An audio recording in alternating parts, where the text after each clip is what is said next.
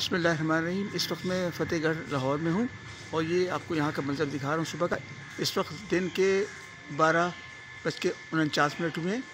ये देखिए, ये बड़े उम्दा मकानात यहाँ बने हुए हैं। गली पुख्ता है और सफाई सुथराई है। ये जो दरख्त नज़ारा है इसके पीछे कब्रिस्तान है और ये बहुत यहाँ अच्छे खूबसूरत घर बने।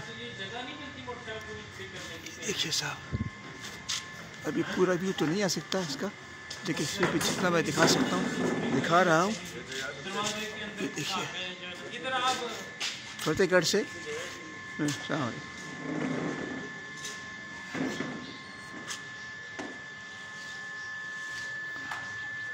फतेहगढ़ लाहौर से मैं बात कर रहा हूँ।